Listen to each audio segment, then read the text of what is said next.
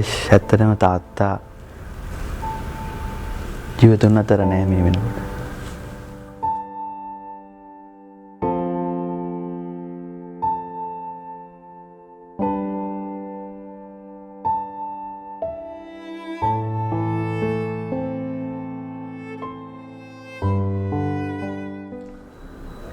ආයිබෝවන්.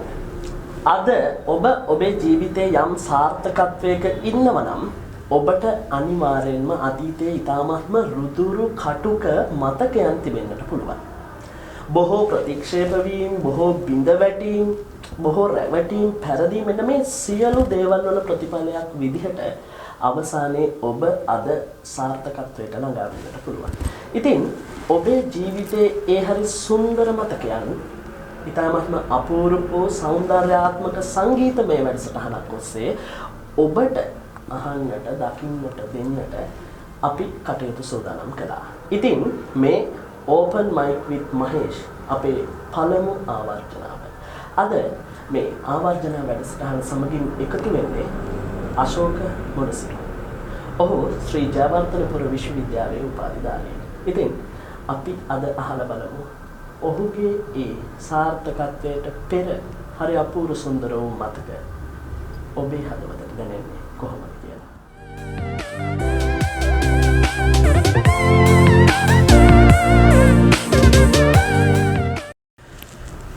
ඔබේ තාත්තා මේ වෙනකොට මොකද කරන්නේ? මහේෂ් ඇත්තටම තාත්තා ජීවිතුන් අතර නෑ මේ වෙනකොට. හරියටම මාස 10ක් වගේ වෙනවා තාත්තා නැති වෙලා.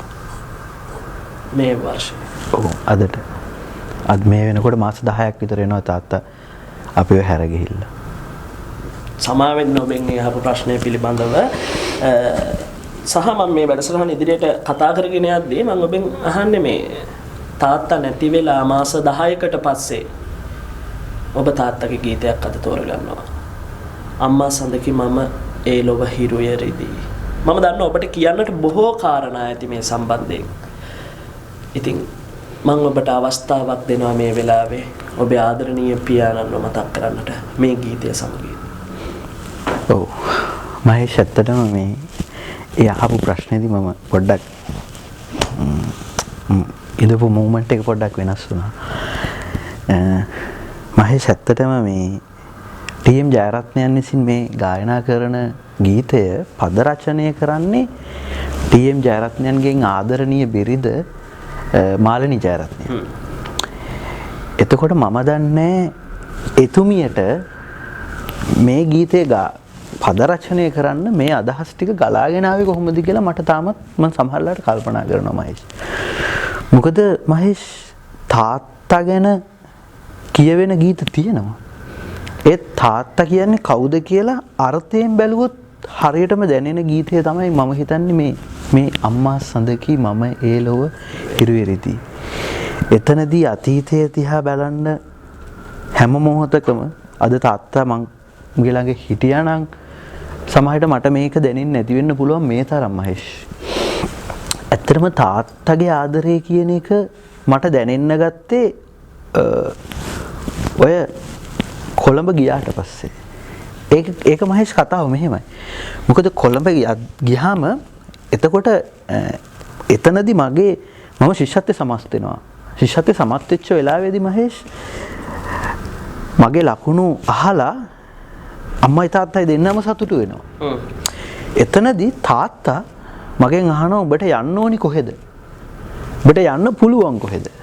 එතකොට ඒ කියන්නේ සාමාන්‍යයෙන් අපි හිතුවොත් රාජකීය විද්‍යාලය, ආනන්ද විද්‍යාලය, එහෙම ලංකාවේ හොඳම විශ්වවිද්‍යාල තියෙනවා. එතකොට මට යන්න පුළුවන් හොඳම ප්‍රතිඵලයේ හැටියට මට යන්න පුළුවන් කොළඹ ඩීඑස් නේද? උඹට යන්න පුළුවන් රොයල් එකටද? මම උඹව යවනවා. මට හොඳට මතකයි තාත්තේ කියපු කතාව. මම ඩීඑස් නායක විද්‍යාලයට යවන්නේ තාත්තා, ඒ කියන්නේ තාත්තා මාව උගන්වන්න යවනවා ඩීඑස් එකට. ඔව්.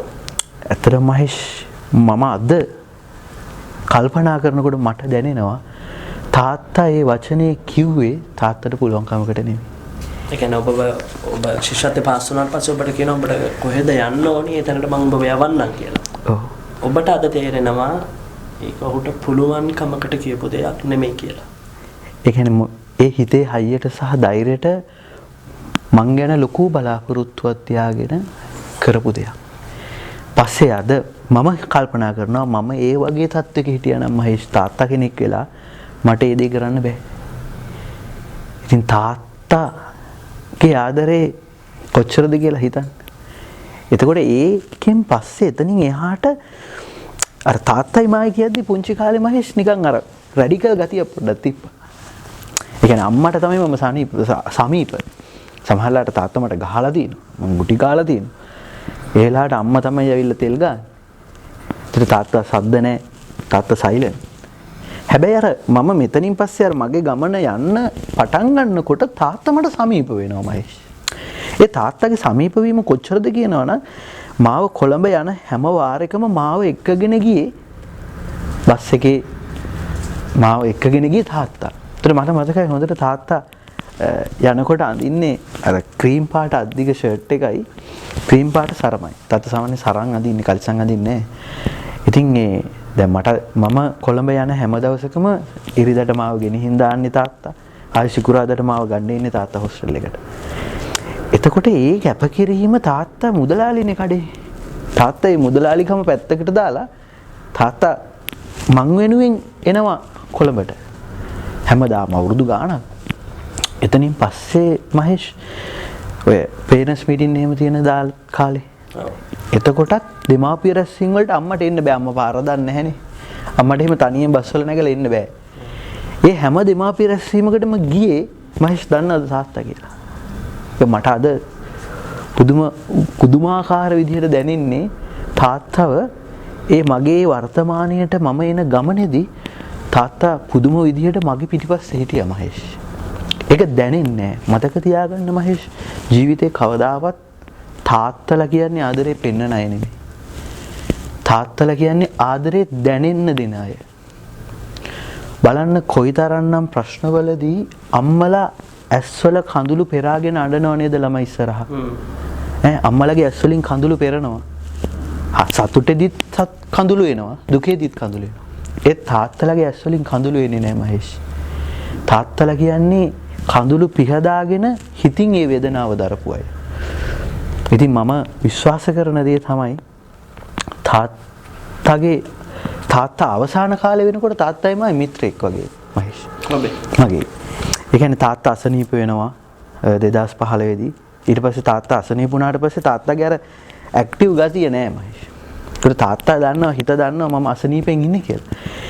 හැබැයි ඒ වෙලාවේදී මම මාර විදිහට සමීප වුණා මහේෂ්. ඒ කියන්නේ තාත්තට බේත් ගේන්න යන හැම දවසකම මම ගියා. මගේ බොහෝ දේවල් කැප කරලා. මේ තාත්තා කොළඹ එක්කන් ගියා අවුරුද්දයි මාස 3ක්. ඒ යන හැම දවසකම මම තාත්තත් එක්ක යනවා බේත් ගන්න. මට යන්න පුළුවන්. මගේ බොහෝ දේවල් කැප කරා මම. හරිද? එහෙම කළා මං තාත්තත් එක්ක ඒ මූමන්ට් එකේ හිටියා. තාත්තා අසනීප වෙලා හොස්පිටල් එකේ ඉඳපු වාර අනන්තයි මහේෂ්. ඒ හැම තැනකදීම මට ඕන නම් තිබ්බා සල්ලි දීලා කවුරු හරි තියන්න. අයියටත් තිබ්බා. මොකද වැඩිපුරම දැන් අයියට ජොබ් එකේ ඉන්න නිසා අයියට එන්න බෑ. මං කරන ජොබ් එකත් එක්ක මට මොකක් හරි බැලන්ස් එකක් දාගන්න පුළුවන්. මම ඒ කාලේ තුරා හැමදාකම සමහරලාට මම තියෙනවා මහේෂ් මම රෑ එළි වෙනකන් තාත්තා ළඟ ඉඳලා හොස්පිටල් එකේ පාන්දර 6ට විතර ආයි ගෙදර ගිහින් ලෑස්ති වෙලා පන්ති වලට ගිහිල්ලා තියෙනවා.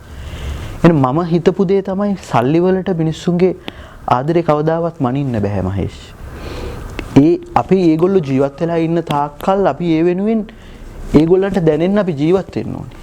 ඒගොල්ලන්ට අපි ආදරේ කියන එක මුදලින් පෙන්වන්න බෑ කවදාවත් මහේෂ්. ඒක පෙන්වන්න පුළුවන් අපිට ක්‍රියාවෙන් විතරයි. මොකද මට දැනෙච්ච හොඳම තැන තමයි තාත්තා අසනීප වෙලා හොස්පිටල් එකේ ඉන්නකොට සමහර වෙලාවට මම මේ අර පුටුවක් තියාගෙන ඉන්න දෙනවා ස්ටූල් එකක් තියාගෙන ඇඳගා. ඒ වෙලාවේදී තාත්තා නිදාගෙන ඉන්නකොට මම තාත්තගේ ඔළුව අත ගන්නවා මහේෂ්. සාමාන්‍යයෙන් තාත්තා කැමති ඔළුව අත ගන්නවට. එතකොට ඔළුව අත ගන්නකොට තව ටිකකින් තාත්තා අනික් අතින් මගේ අත අල්ලනවා. ඊට පස්සේ ඔළුව අත ගන්නකොට ඒ අත අල්ලලා පපුවට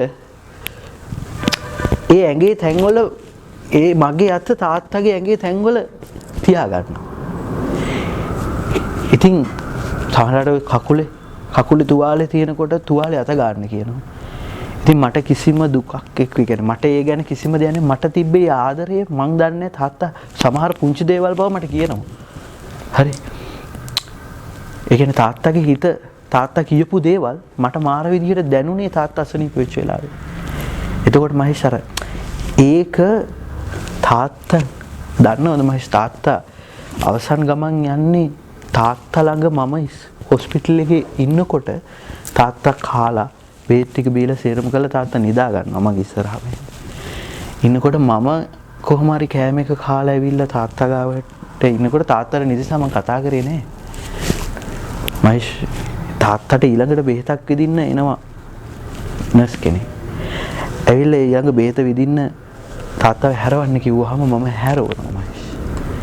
තාත්තා නැගිටින්නේ නෑ. තව කතා කරා හැරෙන්නේ නෑ මහේෂ්. මගේ ඇස් ඉස්සරහා තාත්තා අවසන් ගමන් ගිහලා තියෙනවා. ඊට පස්සේ මට දරා ගන්න බැරි තැන ගෙදර කාටවත් කියන්නේ නැතුව මම වාට්ටුවෙන් එහා පැත්තට ගියා. මම දැන් දකින්න හොස්පිටල් එකේ නර්ස්ලා එනවා, ડોක්ටර්ස්ලා එනවා, ඇඟ උඩ නගිනවා, try කරන හුස්ම ගන්න. ජීවිතේ මාරම අපහසුතාවයටපත් වෙච්ච දවස තමයි එදා. ඉතින් මට ජීවිතේ කවදාවත් තාත්තා අඬලා නැහැ. ඒ තාත්තගේ හිතේ තිබ්බ වේදනාව මම දැකලා තියෙනවා. ඉතින් මගේ තාත්තා විතරක් නෙමෙයි මහේෂ්. මේ මුළු ලංකාවෙම මුළු ලෝකෙම තාත්තලා ඉන්නවා. දරුවෝ වෙනුවෙන් පණ ඇරපු දරුවෝ ගැන හිතන ඒ සියලුම තාත්තලා වෙනුවෙන් මම මේ ගීතය තෝරගන්නවා.